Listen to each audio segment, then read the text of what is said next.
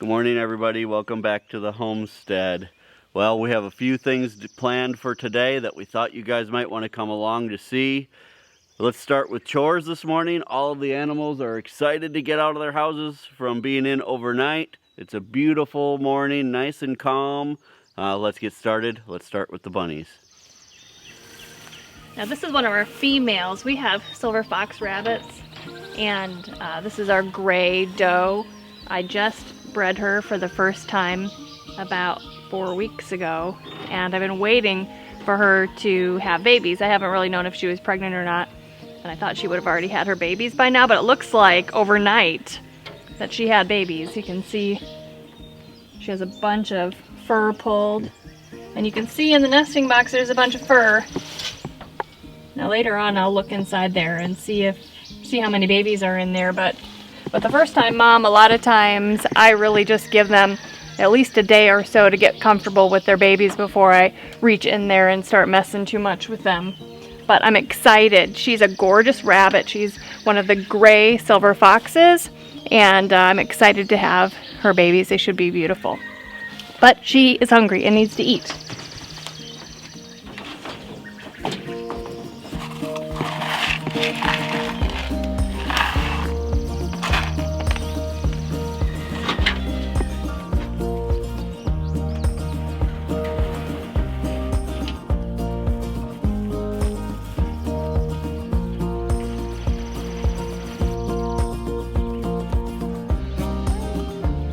They enjoy it when I move their tractors because they have like a new salad bar.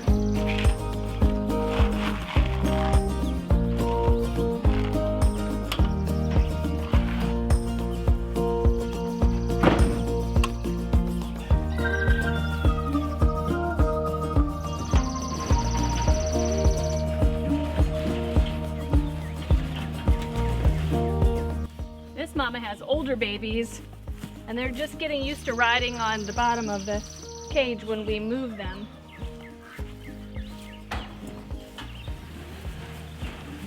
We use pretty much the same design now for our chicken tractors as we do for these rabbit tractors.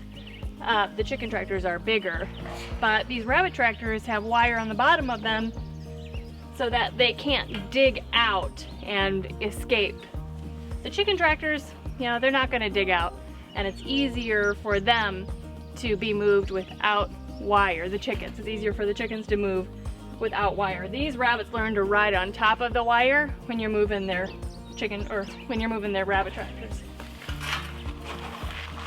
These baby bunnies are getting so big. They're learning to eat the pellets just like their mama, even though they're still nursing.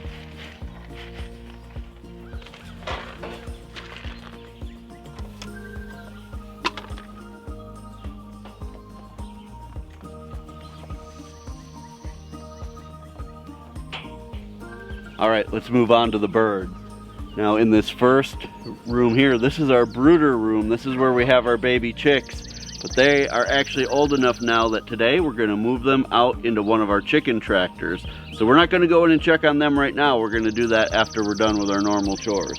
So let's let our layer chicks out first.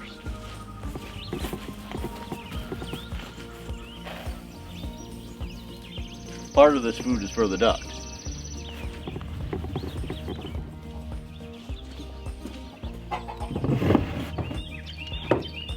Morning, girls. And little guy. That's little guy. He's our bantam rooster.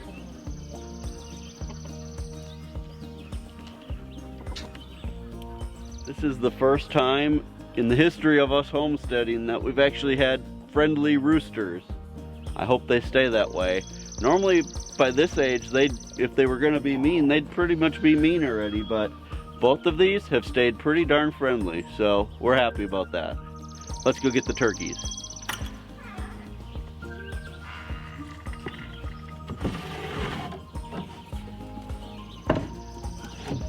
Now, because our hen is sitting on her eggs right now, some mornings she isn't coming out right away. So let's see if they come out or not.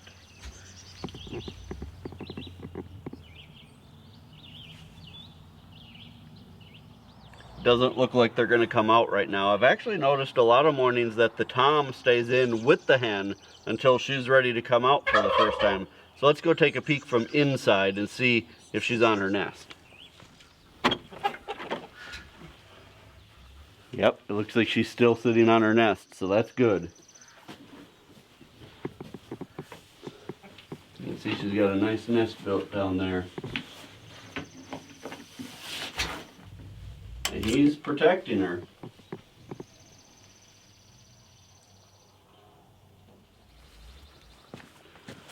Now, for those of you who haven't been watching every video that we put out, just to remind you, we have 20 turkey eggs in our incubator in the house. Turkeys only lay eggs once a year. They don't lay eggs all year like chickens do, and they lay 1 egg a day. So, as she's been laying an egg, we've actually been taking the eggs and putting them in the incubator. Now, she does have a couple eggs underneath her, and we actually are fooling her a little bit because we put some duck eggs under her as well. So she's gonna have quite a surprise when those babies are born, but we're excited to see if she actually sees it all the way through and sits for the full 28 days that it'll take to hatch those eggs. But just in case, we didn't want to take any chances, which is why we put most of the eggs in the incubator in the house so that we have a better chance. So we could potentially have another 20 turkeys coming up here in just a month or so. That'll be so exciting. All right, let's go get the duck.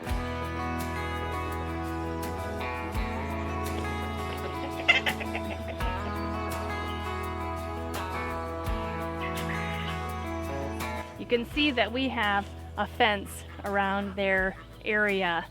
Not too long ago, we decided to fence them in most of the time because they were getting out in the road and we were afraid they were going to get hit by cars. Several days ago, we tried to let them out, and the first day went fine. They were so interested in everything that was going on in the yard and everything that they stuck around. But that second day when we let them out, they were back out in the road. It was so frustrating. So today, they're going to be in here all day again. I think that we'll be able to let them out 1 day or 2 days per week, but not back-to-back days. But they're excited to get out. I can hear them. So let's go let out the ducks.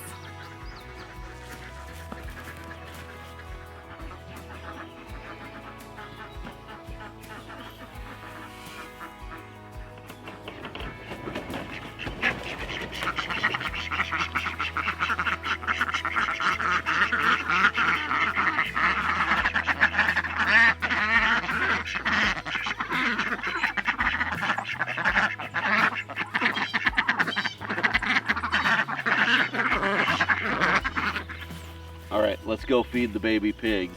You guys are going to be amazed at how fast these Idaho pasture pigs are growing. We just can't believe it.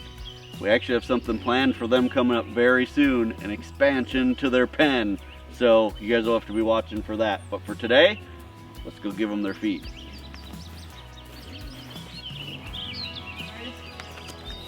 How are you guys today? You having a good day so far? Here's your food.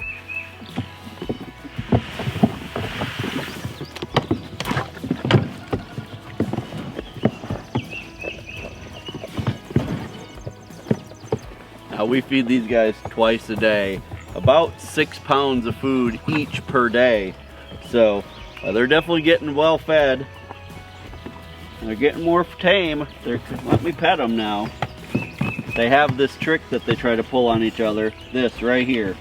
They like to just lay down on top of all the food so that nobody else can eat.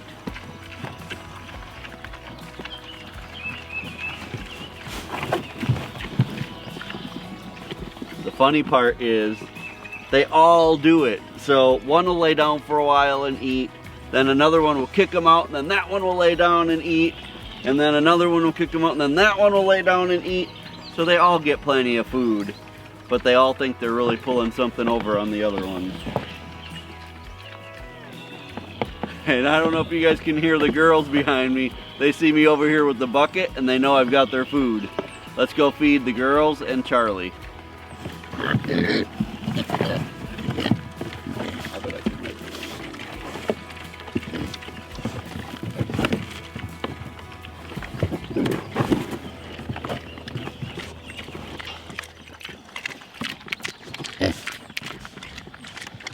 What are you doing, Pickles?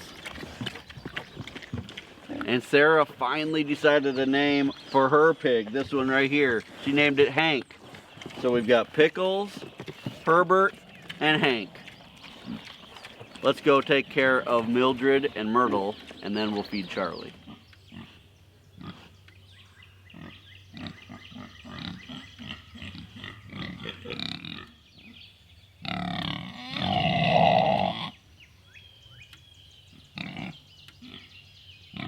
Good morning, girls. How are my beautiful girls this morning? Can you believe what beautiful pigs these are? Good morning, Myrtle. Good morning, Mildred.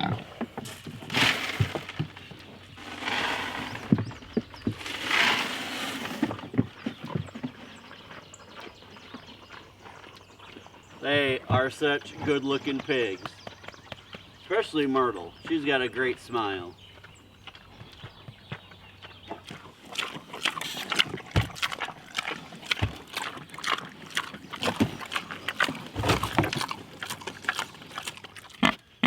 Good morning, Charlie. Well, Charlie, you're foaming at the mouth again. Salivating because you're so excited for breakfast. I have your breakfast. I was going to ask you if you're ready, but I think we can figure out look, that he you sits are. like a dog. Are you sitting? Are you sitting like a good boy? Okay.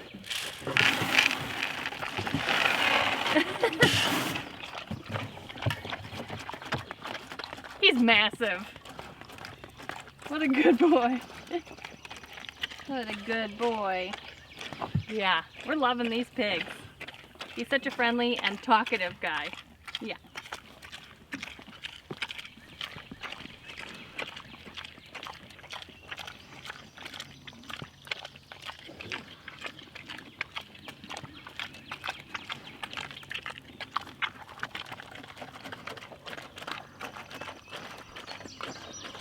Okay, we need to go in the house, get our milking supplies ready so we can get out and milk our cow, Hope.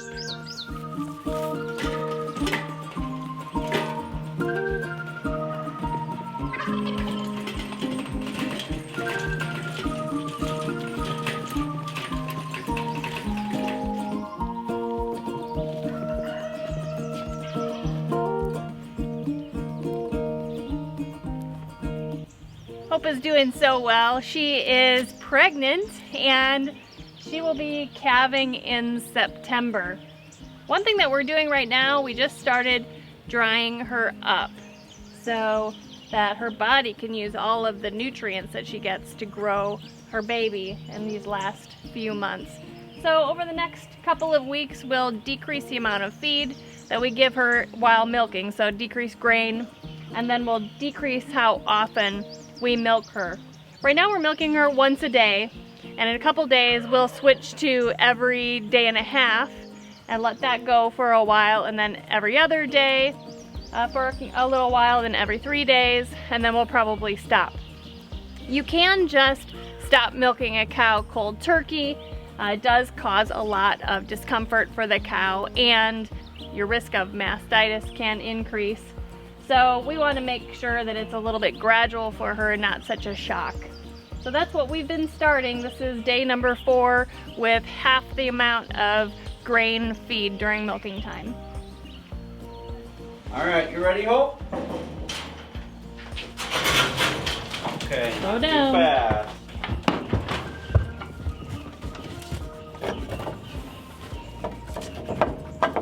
Okay.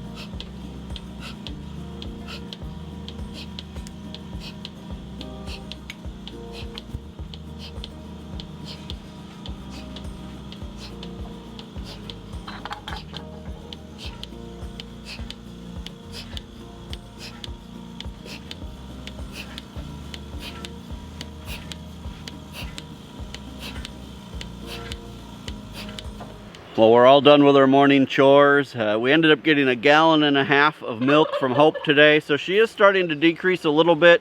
We normally get right around 2 gallons, so she's starting to taper off, which is great. We do want it to be a gradual thing for her so that it causes as less stress as possible, and we continue to get milk for a little while yet. It's pretty exciting. Now we can start seeing Hope's belly grow because her calf is getting bigger inside of there. I'm so excited. We've never had a calf at all, ever, especially not here. It's our first one, so we're really excited.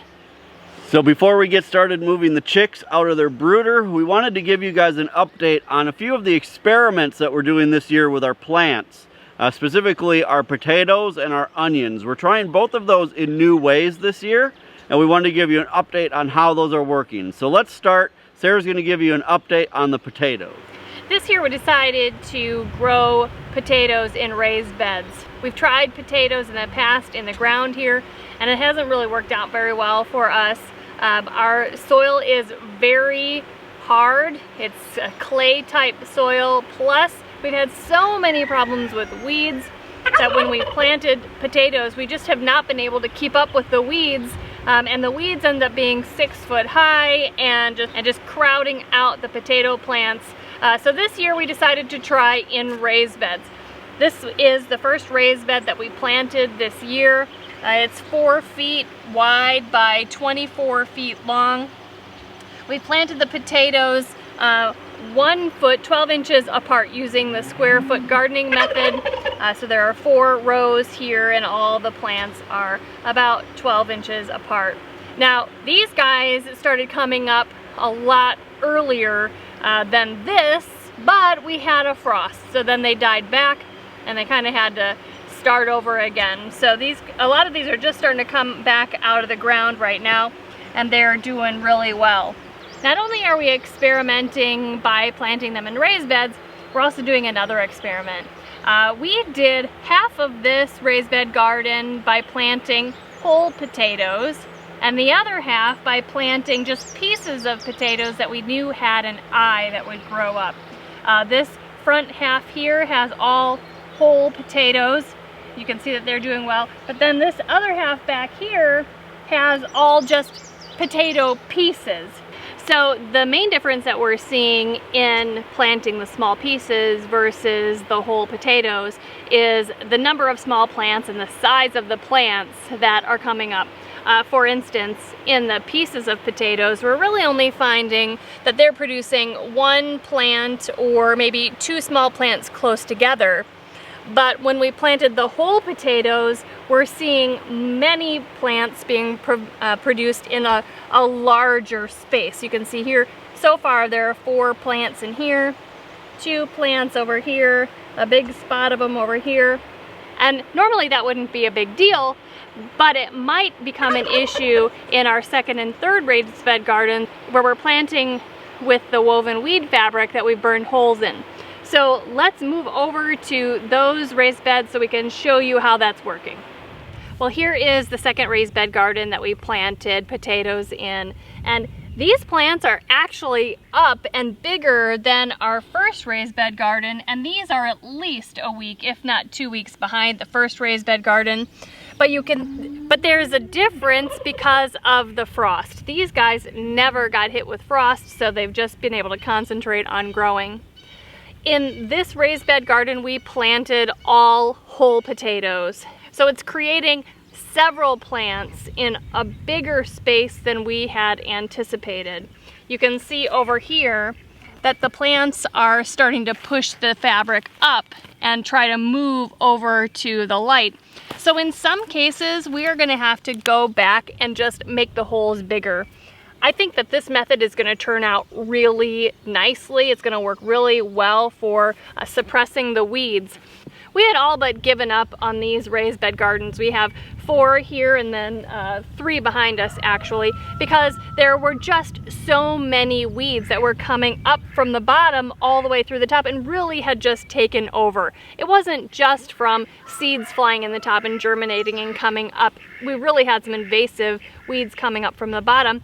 And even though when we designed these and originally created these raised beds, we put cardboard down. We thought cardboard would be the perfect barrier and everything would be fine forever and ever, but it really only helped for about a year and we almost demolished these. But then we thought, hey, we could try to use these, resurrect them for at least another year, and suppress the weeds with this weed fabric, which we've been using for, I think this is our 3rd year in our main garden, and so far it's doing really well. But like I said, we may have to babysit these potato plants a little bit to make the holes big enough to ensure that all of the plants that grow from those potatoes have enough room to get to the sunlight and grow. Now we have a 3rd bed like this right next door that we planted 2 weeks after this one, and they're just starting to come up.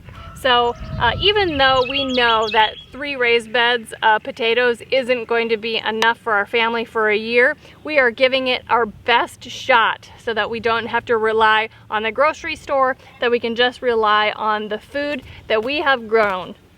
Another experiment that we did with these resurrected raised beds is with onions, and Kevin's going to show you those. So the second experiment that we're doing this year, like Sarah said, is with our onions. We're doing the same thing that we did with the potatoes. We actually put a piece of the woven ground cover and we made a hole like every 6 inches, or maybe even a little closer than that. It took a little bit of time to make this many holes, but so far these onions are doing awesome. Normally in this raised bed, we've raised onions here before, but there are so many weeds that by the time it's ready to harvest the onions, we can barely even find them. Now you can see here on the sides of the raised bed where we didn't have, like the fabric wasn't wide enough, you can see already how many weeds are growing. This is how the entire raised bed would be by this point already. And by the time these are ready to harvest in several months, I mean, these weeds would be this tall, and we'd basically have to mow it down before we could even try to find where all the onions are. So far this is working awesome. I'm really happy. You can see that I'd say 99% of the onions are doing well. There's just a couple that didn't come up. Luckily I still have some bulbs in the house that will come out. We'll put more in and just replace those couple, but this is doing great. Now one question that we've been getting a lot recently, or several times from different people, is about keeping animals out of raised beds, specifically cats and chickens. Now, we used to have barn cats here on our homestead. We've done videos, we've talked about them before. They actually ended up being tamer than we wanted. But anyway, that's not what this is about. One of the main reasons we ended up getting rid of the cats is because we had problems with them going to the bathroom in our raised bed gardens, which for us is a deal breaker. When we're selling food at the farmer's market or even just eating it ourselves, we really don't want to be eating it out of a big litter box. One thing we've noticed is that using this woven ground cover, the animals stay out of the garden. We've seen our chickens up in here a few times, and they kind of walk up on it, and it's almost like they think they're going to be able to scratch around, but once they realize that this ground cover is here, they just move on, and they go find a better place to scratch around. And I would assume that it's the same deal with cats, that they would come up on here, they're going to kind of look at it and say, this isn't a very good place for me to go to the bathroom, and I'm just going to move on. So not only is this, I guess, great for the weeds, but it's also a deterrent for animals as well. All right, so that's the garden updates. We hope you guys are enjoying that. We like sharing with you what's working and what's not working.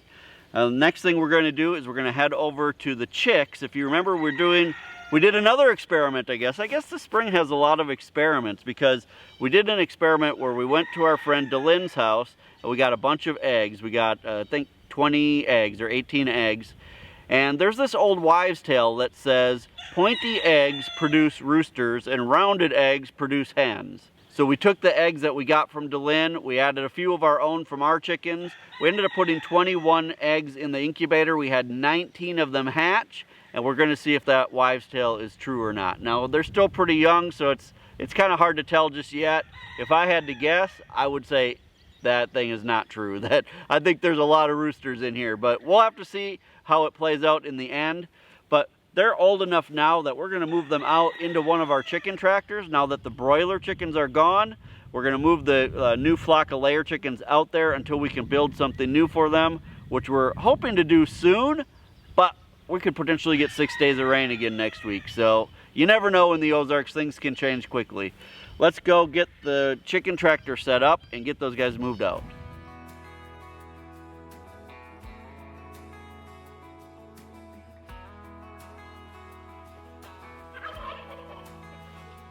Before we bring the chicks out, the first thing we're going to do is put their food and water in there. Now I'm going to use the same feeders and waterers that we used for the Cornish cross that we just got done raising. If you haven't seen the video where I show how to make these, go back and watch that. These are super simple. They are cheap, but they work so well. They hold a lot of food and a lot of water and make your job so much easier. So we're going to put the water down here on this end. This is the open end where if it rains, it doesn't matter if water gets wet. So we're going to put water down on this end. This is 5 gallons of water. And then we'll put their feed down on the other end. This is about 25 pounds worth of feed, which should last these chicks a long time, unlike the Cornish cross. We'll put that over here. And the only other modification I made to the tractor that I don't do for the Cornish cross is I did put a little perch in here for the chicks. I didn't want to put a very tall one because I don't want them to have a really easy way to hop out, although they'll probably hop from the perch to the feeder and try to get out anyway when I open it up. But that's the difference between layer chicks and Cornish cross. So, like I said, this is just temporary. We've got a plan to make something more permanent for them, hopefully very, very soon. And so this will just be hopefully a week or less that they'll be in here. Let's go start getting them out. They're all feathers.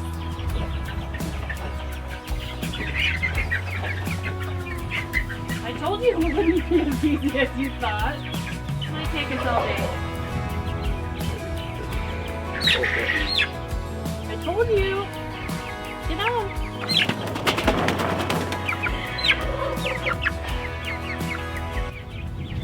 This was the only bantam chicken that we had hatch out of the whole thing. It's about a half the size of all the other ones. It thinks it's just as big as everybody else, so. I think it's a rooster. I think it's a rooster too. Look at that comb. We were really hoping that this would be a hen and that she would hatch a lot of our chickens, our eggs coming up, but. We might have to go get some more eggs from Dylan. Yeah. All right, you can go in with everybody else.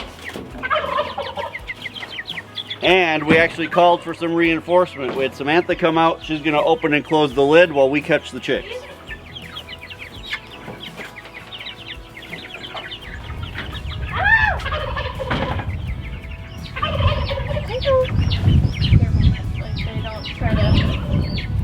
You got 2 of them? Doubleheader. Next time, I think we need to try to do this after dark. Yeah.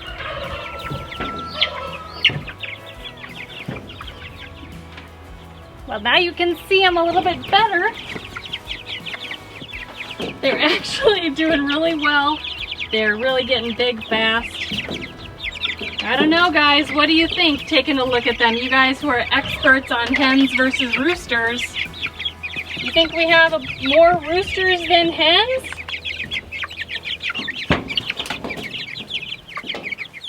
Well, time will tell if that old wives' tale is true about the eggs or not. My gut tells me we're not going to know who's a hen and who's a rooster until some of these start to crow, which that usually starts to happen before they start to lay eggs. So we should know, I would say, in the next couple months. So you guys, we're glad that you spent some time with us today here on the farm, doing our morning chores, kind of seeing what our morning routine is. This is where we're going to end today's video. Thanks so much for stopping by. Hey, I want to remind you that the best way that you can help us here on the homestead is to share our videos, share it on social media, email it, share it with your friends at church. Doesn't matter to us, but thank you so much for sharing. And until next time, thanks for stopping by the homestead. Take care and God bless. God bless.